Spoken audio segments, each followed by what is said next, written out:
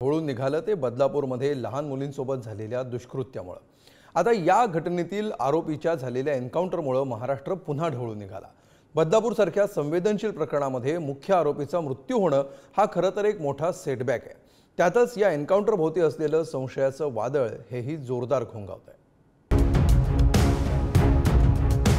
बदलापूर अत्याचार प्रकरणातील मुख्य आरोपी अक्षय शिंदेचा एन्काउंटरमध्ये खात्मा झाला।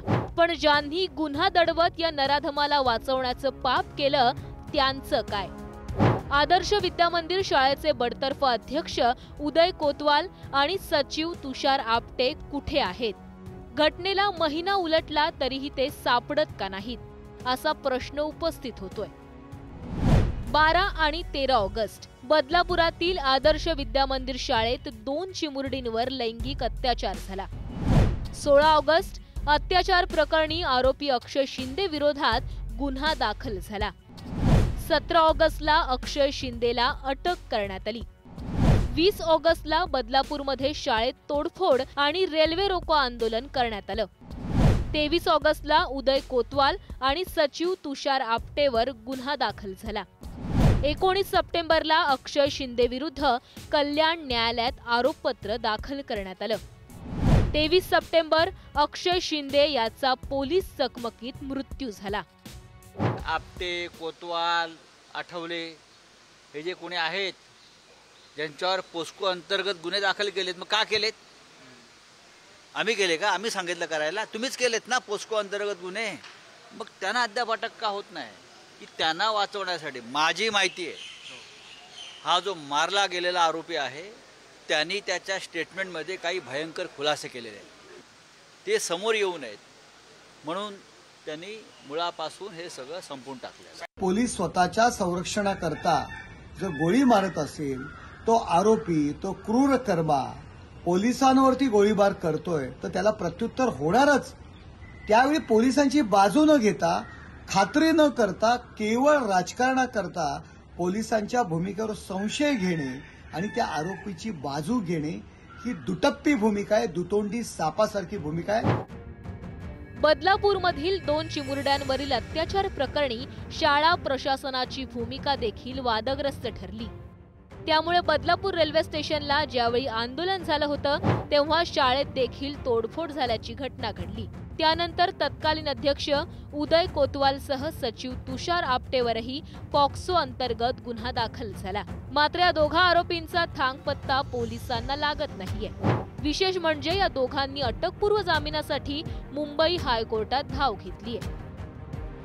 बदलापूरच्या शाळेतील 15 दिवसांचं सीसीटीव्ही गायब कुणी केलं? आणखी किती चिमुकल्या मुलींचे शोषण झालं याचा आता शोध घेतला जाणार का? शाळेवर आणि संस्था चालकांवर कारवाई होणार का? या प्रकरणात अजून कोण कोण गुंतलं आहे याचं उत्तर मिळणार का? अक्षय शिंदेच्या एन्काउंटर नंतर बदलापूर अत्याचार प्रकरणातील गुपित ही त्याच सोबतच जाणार का? त्या शाळेचे संस्थाचे जे सेक्रेटरी आहेत आपटे, ते अजूनही फरारी आहेत। अजूनही त्यांना पोलीस पकडू शकलेले नाही। उपमुख्यमंत्री महोदय, आपल्याला राजीनामा दिला पाहिजे। खरं तर जी कायदा सुव्यवस्थेची परिस्थिती महाराष्ट्रात निर्माण झालेली आहे आणि म्हणून या पूर्ण प्रकरणाची चौकशी जी आहे ती सीबीआयच्या माध्यमातून झाली पाहिजे आणि त्याचबरोबर उपमुख्यमंत्री महोदयांनी या प्रकरणामध्ये राजीनामा दिला पाहिजे अशी आम्ही मागणी करतो। दरम्यान बदलापूर अत्याचार प्रकरणात आरटीआय कार्यकर्ता केतन तिरोडकर यांनी मुंबई उच्च न्यायालयात जनहित याचिका सादर केली आहे।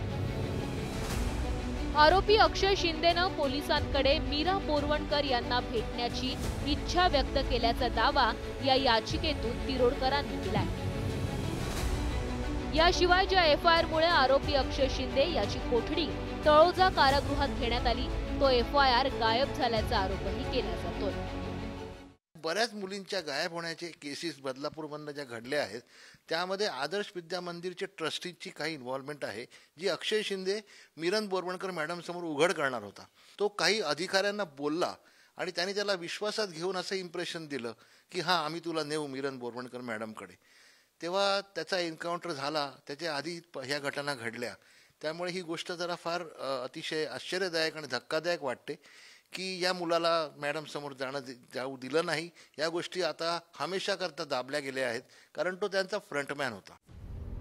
बदलापूर अत्याचार प्रकरणातील आरोपीच्या एन्काउंटरवर विरोधी पक्षांकडून प्रश्नचिन्ह उपस्थित करण्यात आलं. या एन्काउंटर आडून आरोपींना वाचवण्याचा प्रयत्न होतोय का असा सवालही उपस्थित होतोय. अक्षय शिंदेकडे या प्रकरणासंबंधी सर्व काही माहिती होती असंही बोललं जातंय. पण त्याच्या एन्काउंटर नंतर अजून कोण कोण या प्रकरणात गुंतलं होतं याची माहिती आता कधीच समोर येणार नाही अशी ही चर्चा सुरू झालीय. ब्युरो रिपोर्ट, पुढारी न्यूज.